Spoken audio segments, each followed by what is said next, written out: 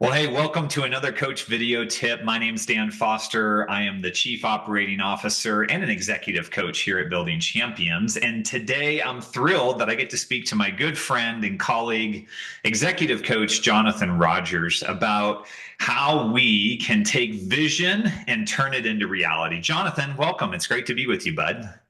Well, thank you so much for inviting me to be a part of this conversation. I'm really looking forward to it. This is one of my favorite topics, I as it know it happens. is. I know it is. This is why I selected you because I know we could talk for hours probably on Yeah, yes, yeah, this. we could. So, Jonathan, we know that vision is really the cornerstone of effective leadership. It's what inspires teams, it guides decisions, drives progress for an organization or a team. But we have found that turning that vision into reality can sometimes feel pretty daunting for some of the leaders that we coach. So today, as we jump in, I really want to explore what can leaders do to take their vision and turn it into execution. How can they then create strategy and monitor those strategies to make sure that they're staying on track, and just have it be where people feel like vision is more than just words that are on a document. It's something that they're actually using every day in their leadership. Does that sound good? Perfect. All Yeah, right. let's go. All right. Sounds good. So let's just start with that statement that I made. I made a statement that said vision is critical for leaders. So, Jonathan, in your experience, why is having a clear vision just so important for leaders? Yeah, yeah, great question. And I think to start off with, I think it's important to understand what we mean when we say clear vision. And Yeah. the building champions, I always like to say, a building champions, we go wide and we go deep when it comes to Mm, vision. And many of the people listening to us or watching us will have heard that we have a framework. We talk about belong, become, and build, right? yes. Who are we? Where are we going? And what does success look like?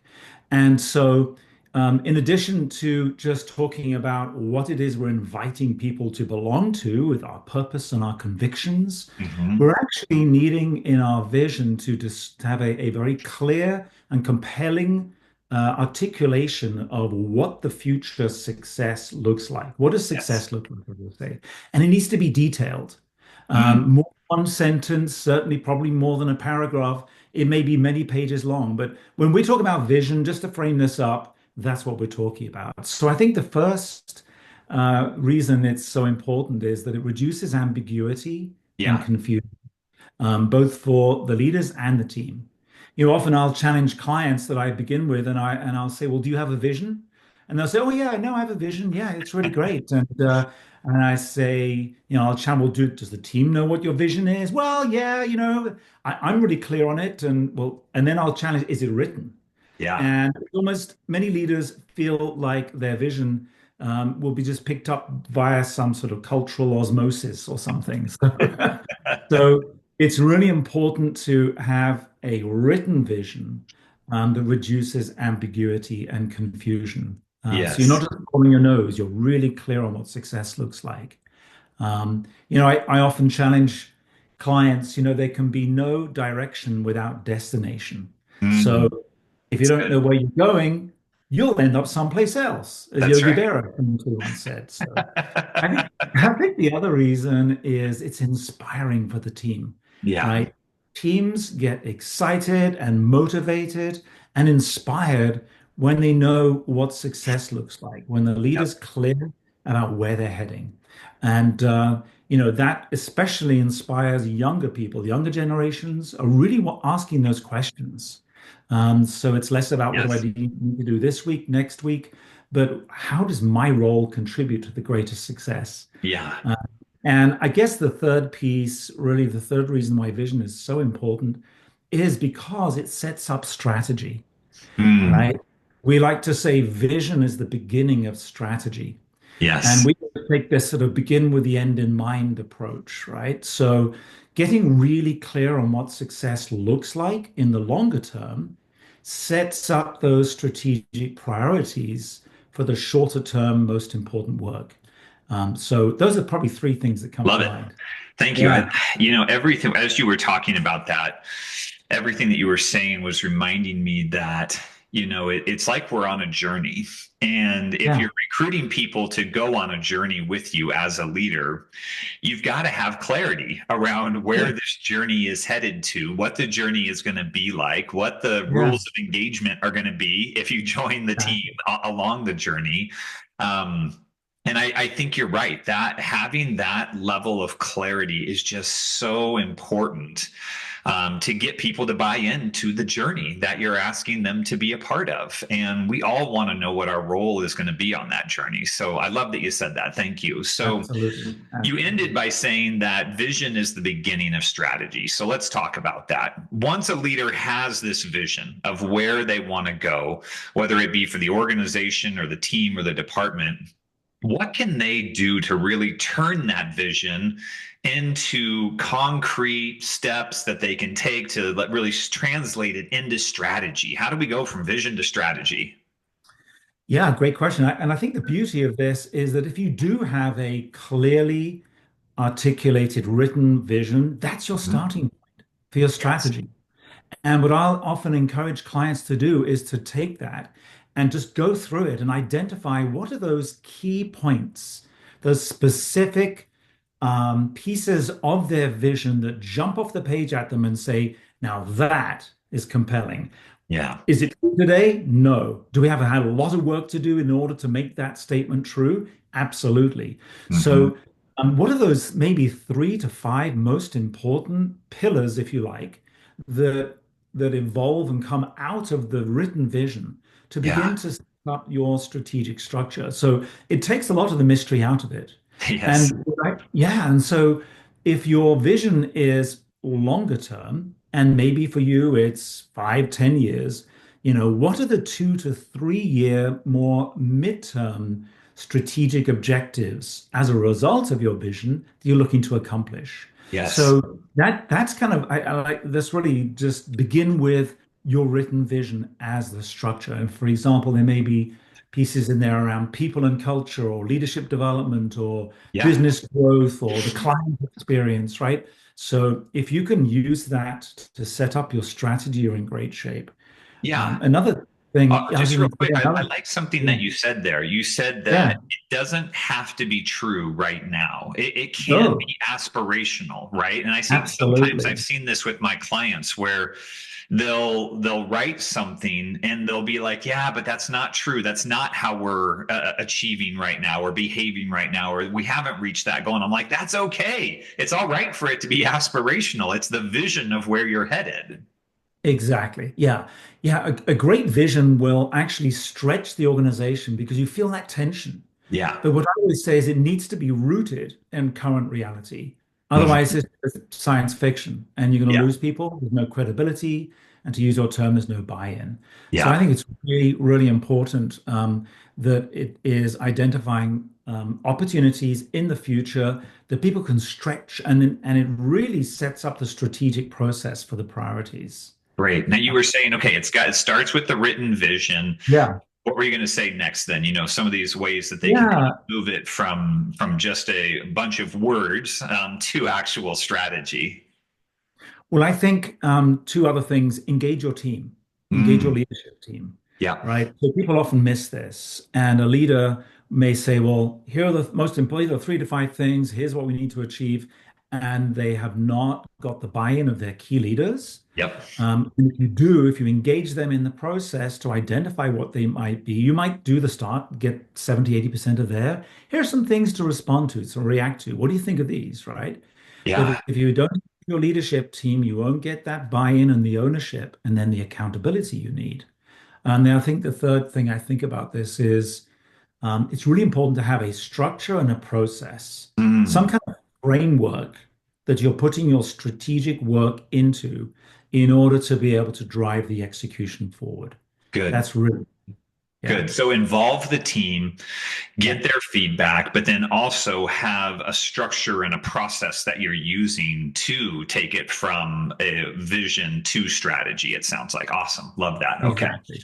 So, Jonathan, then what are some pitfalls that you've seen with some of the clients that you've worked with where they strive to do this, but maybe they hit some bumps along the way or it just doesn't work out? So, what are some things that we can avoid as leaders?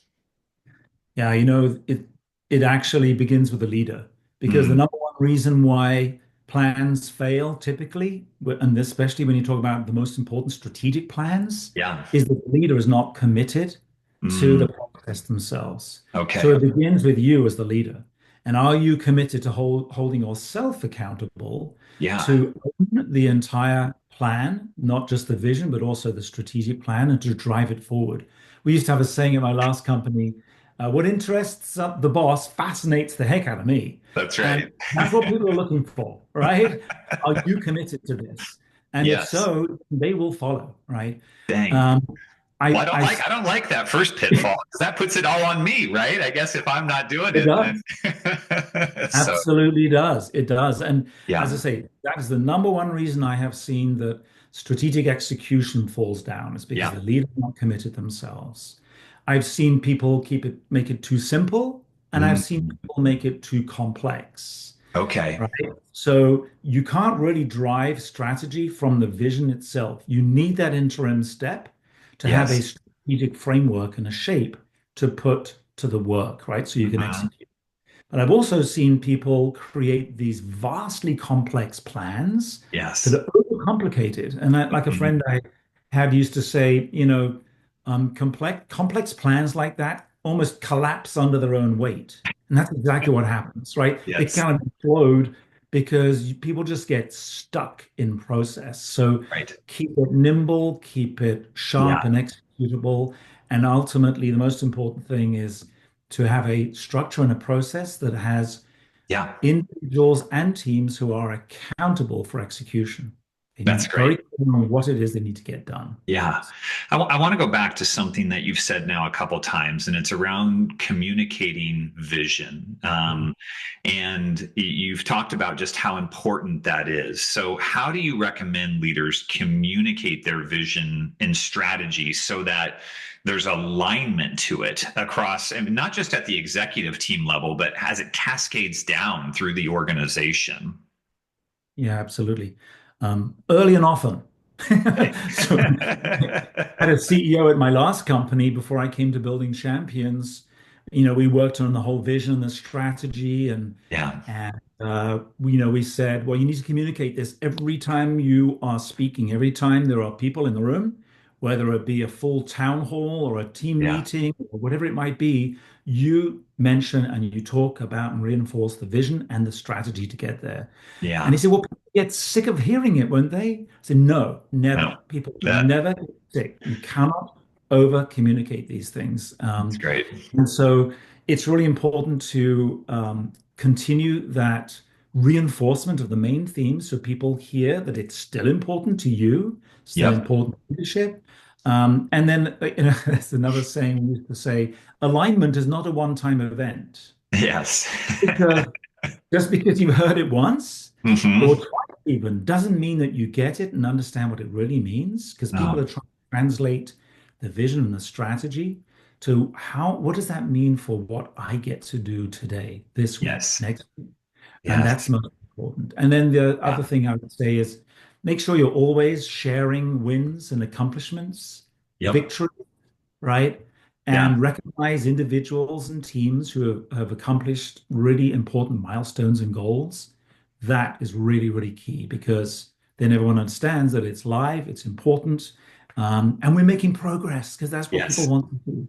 They do. Yeah. They do. And I love what you said there because this is something that I think personally in my leadership, I've found where I struggle just a little bit is I think so much about the vision and the strategy that I have a wrong assumption that everyone else is thinking about it as much as I am. And so I don't communicate maybe as much as I should because I'm assuming they're all thinking about it as much as I do. And but the truth is That's what you just exactly. said is that you can never overshare. Just keep sharing because everybody is they're doing their daily work, they've got their lives, and so they need to have that reminder. So I love that. Thank you for that.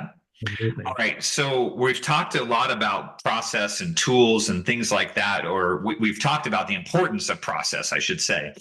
What are some tools or even some tips that you found for leaders to track the progress as they're trying to execute on their vision and then they create these strategies to do that? What have you found that works well? Yeah, so you, like I said earlier, you need to have a process and a framework, a shape Yes. Hmm. to put the work into. And probably second to the leader's commitment, the second most important tip for success is to have all right, what I would call a process champion, somebody Mm-hmm. who is individually accountable for ensuring that the process has progress, right? So that it's Yes. moving forward, right? Somebody needs to own that. Um, Yes. Not the leader themselves, but somebody Okay. who's good, probably a project manager or Hmm. somebody with administrative skills who has influence over the rest of the organization, because in all Yep. likelihood, they're going to need to be tapping people on the shoulders. Hey, you got a milestone coming up. How are you doing on this? Right? Yeah. Let's make Good. sure we get an update and on progress. And then that other piece, I think, is to actually have some sort of project management tool. Hmm. Um, it doesn't, again, don't make it overcomplicated. Yep. Microsoft Project is good. Maybe you use Yep. that already in your organization. Monday.com, you and I have used Monday.com at Yep. Building Yeah. Champions. Exactly. A simple means to be able to track success and have green. You want green, yellow, red lights, right? Just so people understand, are we on track? Are we off track, and why? And making sure that through that process you have an ongoing regular review, so you Wonderful. can how well you're doing. So Love it. Thanks, bud. yeah. Okay, so I'd love to hear about an example of a leader that you've worked with who has done this successfully. So, moved from vision to execution, and they realized their vision. What were some actions that they took? What were some lessons maybe that they learned along the way? Share with us an example. Yeah, there was a great example. I got so many when I think about it. The one I would pick is based on a recent interaction I had with a leader. Mhm. Back in 2016, I think it was, I started working with this smaller local company. They're kind of in the AV business, actually. Worked back with them, like I say, 2016, 2017, and we developed their 2025 vision. Okay. It seemed like eons away, right? And so we developed their vision and a strategic process, just like we've been describing. And after a few years, I actually handed them off to another coach. And so I kind of lost track with what they were doing and how the progress was made. And I happened to meet one of the leaders here recently, one of the execs, and it was great to catch up with him because, oh my goodness, he said, do you realize that the other coach has just come back in because we have exceeded Oh, our wow. expectations That's great. on our 2025 year, but so we actually just refreshed our 10-year vision. And it was just really good to hear that the Yeah. process worked, right? Yes. Again, it was leadership that was committed to it. They followed through on it, and it was just so exciting to hear that they had actually accelerated the progress because they did it well relative to their expectations. And they're doing very well. They're very Good. healthy and moving faster than they ever thought was possible. So, It's yeah. amazing. Yeah, it's amazing just having the written vision, like you Yeah. said, and then creating plans out of that vision and then monitoring those plans and holding yourself accountable as the leader, but then also holding others accountable to those plans and reviewing the progress. And I don't want to forget the one thing that you said, which is celebrating the wins that you have along the way, because that then becomes fuel for everybody to go, okay, this is working. We can keep going. Let's go and let's achieve this thing. So Jonathan, this has been great, bud. Thank you so much for just this discussion and helping us to understand how we move from vision creation to vision execution and all the kind of the steps along the way. I know that this is something that you work with your clients on regularly. And so if you're listening to this, here's the good thing. Jonathan is taking on clients right now. And so if you want to work with Jonathan or if you want to work with any of our other coaches, on in terms of how we help them move from vision to execution and create strategy, and then just create a culture where vision is a part of that and strategy is a part of it and celebrating wins is a part of it. Just reach out to us. Check us out at buildingchampions.com. You can look for us on LinkedIn. Jonathan, thank you once again, bud. It's been great talking with you on this. Well, thank you very much, Dan. This was fun. And Yeah, do it again sometime. we will. We will. Thanks for tuning in, everybody. We'll see you next time.